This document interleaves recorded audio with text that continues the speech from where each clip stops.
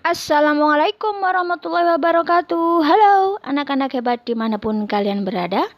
Apa kabarnya? Semoga selalu sehat dan tetap semangat belajar ya. Berjumpa kembali dengan Bu Hardati. Hari ini kita akan belajar tentang tema 3, tokoh dan penemuan. Subtema 1, penemuan yang mengubah dunia. Pembelajaran 3 dan pembelajaran 4. Oh ya, jangan lupa sebelumnya aktifkan dulu tombol subscribe dan loncengnya ya. Lalu berdoa untuk memulai pembelajaran. Nah anak-anak, materi pembelajaran kita kali ini adalah teks eksplanasi ilmiah, rangkaian listrik seri, dan tanggung jawab menggunakan hak. Anak-anak, kalian telah mengetahui beberapa tokoh yang berhasil mengubah kehidupan masyarakat dunia berkat penemuannya. Masih ingatkah kalian siapa penemu generator arus listrik? Iya betul, Michael Faraday. Lalu tahukah kalian siapa penemu olahraga basket?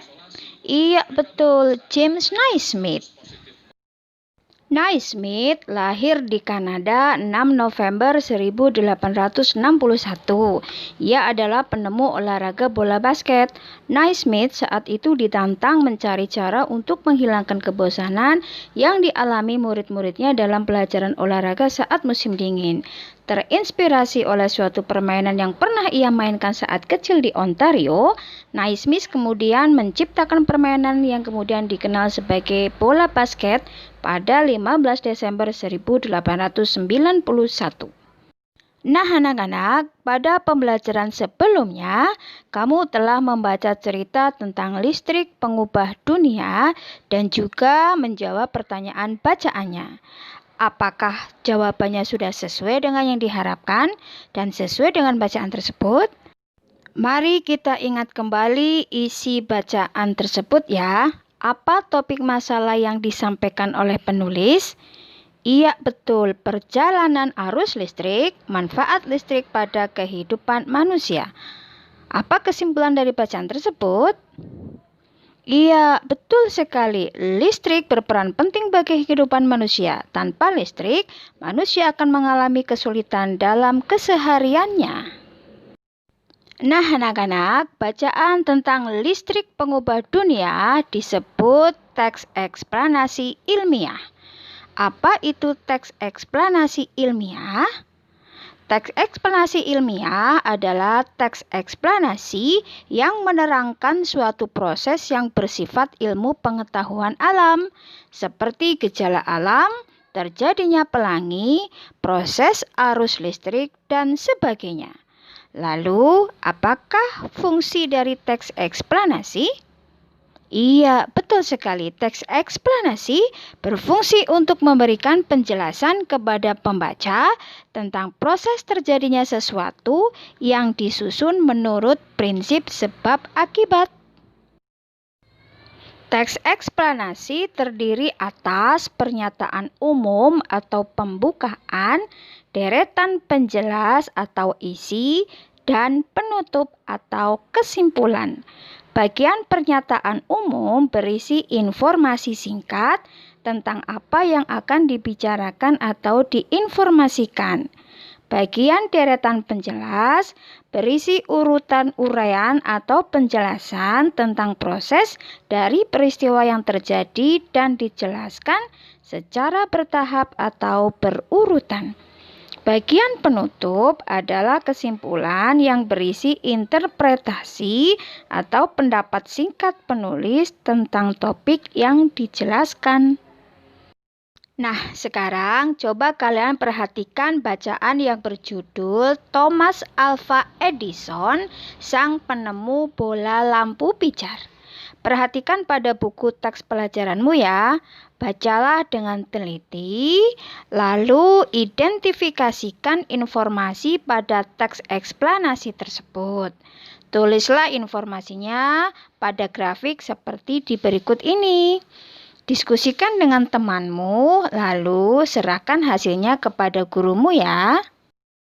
Nah, sekarang mari kita belajar menjadi penemu cilik ya. Lakukan percobaan berikut ini. Buatlah rangkaian listrik seri. Siapkan alat dan bahannya seperti lampu, baterai, kabel, gunting, atau cutter. Gambarlah rancangan lampu seri sederhana. Lalu buatlah rangkaiannya sesuai dengan gambar yang sudah kamu buat. Misalnya seperti ini, rangkaian seri disusun dengan cara bersambung atau sejajar. Hal ini menyebabkan lampu bersinar sangat terang, sehingga baterainya cepat habis. Nah, coba kalian buat rangkaian seperti ini ya. Lakukan dengan kelompokmu. Kalau sudah selesai, berikan kepada gurumu.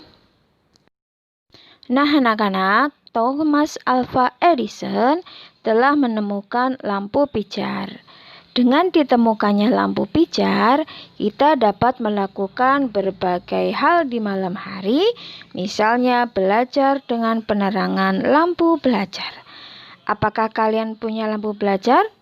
Bagaimana cara menggunakan lampu belajar agar awet?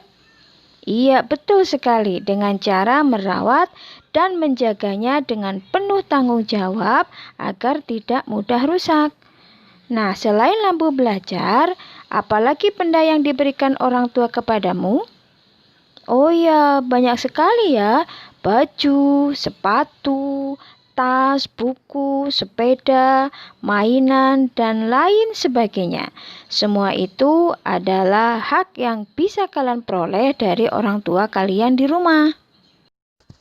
Nah, bagaimana caranya memanfaatkan hak yang kalian peroleh dari orang tua?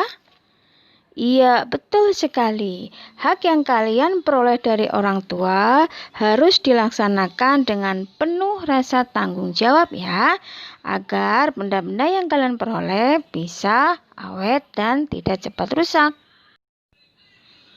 Nah, anak-anak, demikianlah pembelajaran kita kali ini. Kesimpulan apa yang kalian peroleh? Iya, betul sekali. Orang tua telah memberikan hak kepada kita untuk menggunakan barang seperti sepatu, sepeda, lampu belajar, dan lain-lain. Kita harus tanggung jawab ketika menggunakannya dengan hati-hati, menyimpannya ketika tidak digunakan. Merawat itu merupakan contoh bentuk tanggung jawab dalam menggunakan barang-barang. Nah, terima kasih sudah memperhatikan video pembelajaran ini. Sampai jumpa pada pembelajaran berikutnya. Wassalamualaikum warahmatullahi wabarakatuh.